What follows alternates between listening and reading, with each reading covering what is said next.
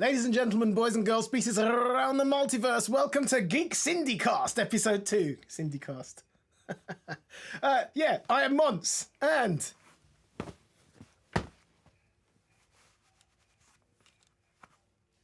What was that for? And I'm the Nuge. Jesus Christ. And that's for blasphemy. That was Blues Brothers! No, it wasn't. What was it? The quest for the Grail is not about archaeology. It's a race against evil. Okay, so I should have let you finish. That's what my wife says to me all the time. Sure. Well, I interrupt her. We get arguments. I'm not being... Where did you go? Wow!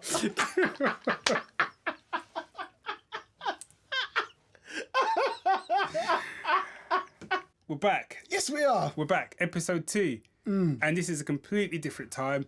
You know, this is like a month. It's like 2 weeks later. Yeah. Just so happens we're Clark Awards were like, it's like distant history now. Yeah. It just so happens we're in the same clothes. And it's hot. Yeah. But, you know, without further ado. We wanted to talk about Star Trek. Before we did that, we thought we'd mention a couple of comics. So, B, you go first. What are you doing? Star Trek. Was it you flying off or? No, look, man. Live long and prosper. Okay, gotcha. You know what I mean? Yeah. I'm a geek, man. I could do that, man. I could do too. Anyway, too. So comics. I've been sort of dipping my toe into sort of DC again. So I've read All Star Batman and Robin. Or is it just All Star Batman? It's All Star Batman. Yeah. All Star Batman, which is one of the few I haven't read yet. Yeah, and I have to say I've really, really enjoyed this comic. The reason I really enjoyed it was because they've kind of done something different with Batman. You know, I could just put that on the screen like I did with the last episode. You're right. You know that, right? I just thought it's basically a road trip almost. It's like them old school cop shows where you had the detective and some kind of crazy criminal, like 48 Hours. Right, yeah. So it's almost like seriously? Yeah, it's got that kind of, but it's Batman and Two-Face. Really? Yeah, and Batman's trying to get Two-Face to this particular location, undisclosed location. We don't know why. I really like the idea and of this. what Two-Face has done He's is... a theme tune. It doesn't need a theme tune. He's put a kind of like hit out. So what he said is he's got all this information on basically all the citizens of Gotham. And what he's saying is that if Batman gets me to this location, I'm going to release all this information. So if you think it's every dodgy thing that anyone could have done or anything like that. So he says, if I get there... So people have got a reason to stop them. But on top of that, he says that if you take out the Bat, you know, you'll get cash, effectively, a lot of cash. So what that means now is like everyone is out for Batman. I think there was a Bruce Willis film called 13 Blocks or something. It was a similar sort of thing. You had to get a guy like so many blocks and everyone was out for him. So I've read the first issue.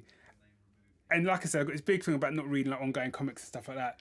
But I'm certainly in for the first arc of this because I loved it. I thought it was really good. Art was lovely. We already know Scott Snyder can handle Batman, so that's all good. But I just what I loved about it was a different premise to what I was expecting. I have to say, because I've been a bit... and there's a backup story with the new... I don't know if he's supposed to be Robin or whatever, because it's that whole thing, he's trying something different. You know that kid? Oh, yeah. So there's a backup story of him training the kid as well. Right, so he comes out of a comic called We Are Robin, right? Where basically a whole heap of kids of Gotham got together and then they all decided we are Robin, so they'd go and do vigilante stuff. As opposed to We Are Bob. Exactly, We Are Bob. Okay.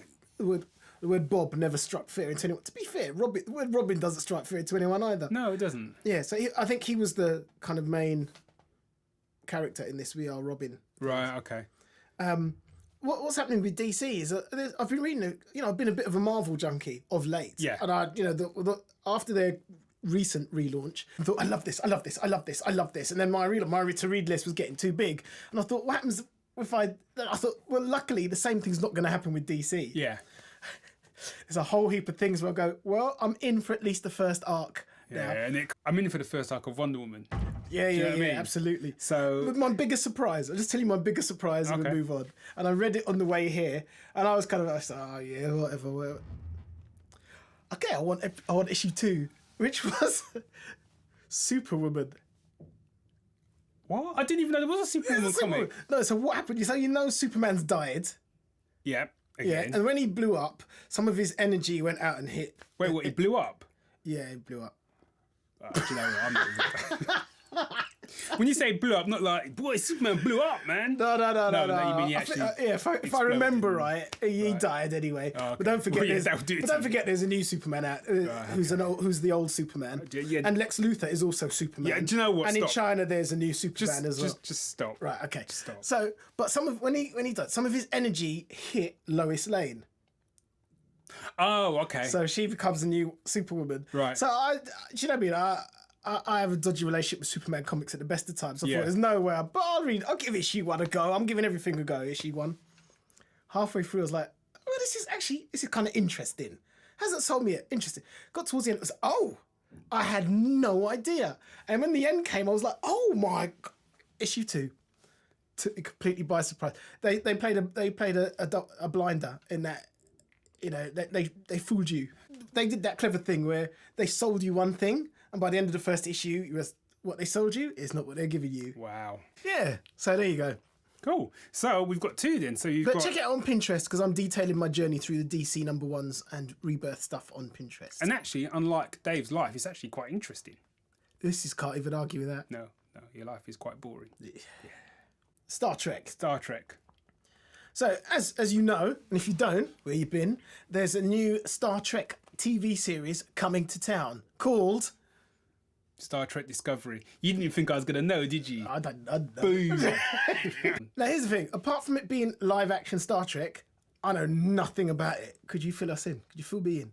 Is this supposed to get back on the fact that I was lauding it because I knew what the title was? Okay. I think it's going to be set before Kirk's time. Okay. Supposedly, it's going to have a female lead. Supposedly, is that not confirmed, or do you just not know? I think they've said it's going to be a female lead. That's apparently Brian Fuller, who did Pushing Daisies, which I really enjoyed. Love Pushing Daisies, man. So obviously, he's the kind of like showrunner. Mm-hmm. It's going to be, I think it's 10 episodes. I'm not sure, but it's a manageable number. I'm down with that. It's not like old school Star Trek. So this is going to be an ongoing story that's where we are now narratively. I do miss Hit It and Done TV. So do I have to say. So I'm a bit but the interesting thing out of all of that is apparently the lead character isn't going to be a captain. That is interesting. I still say it would be great if she was a red shirt. That's just me. Captain, I see something! That way, I never saw anything like...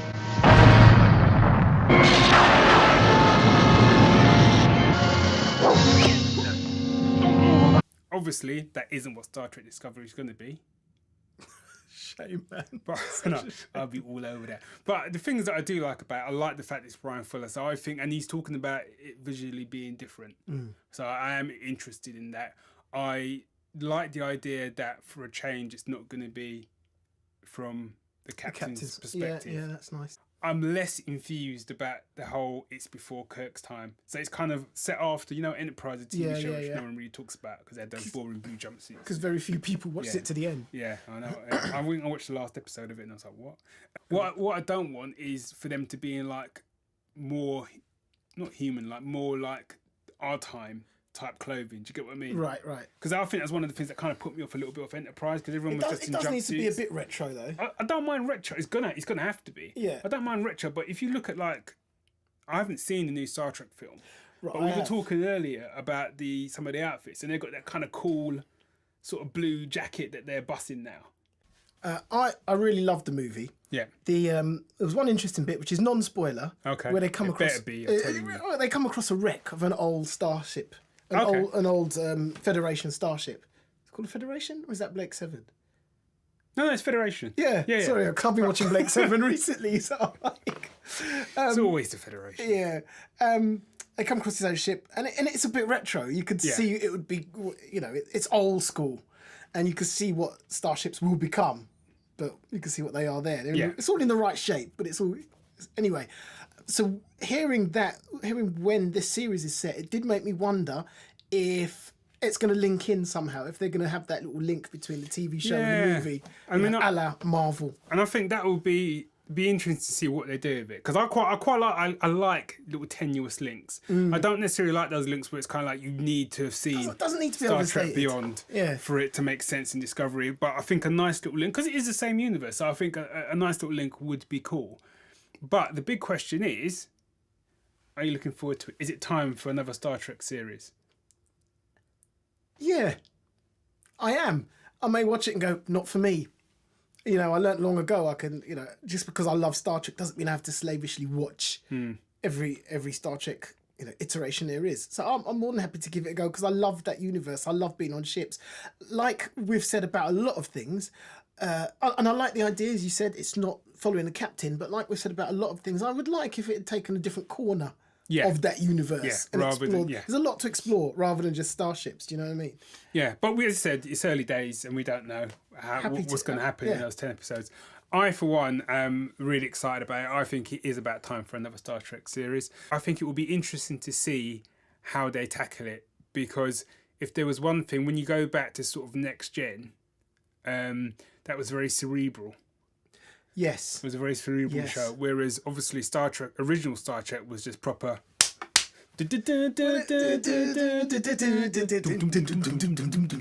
So, you know, I'm interested to see if they can marry the two. Yeah, that'd be nice. Which, you know, I think still think the action, which I think they managed to do with the new movie.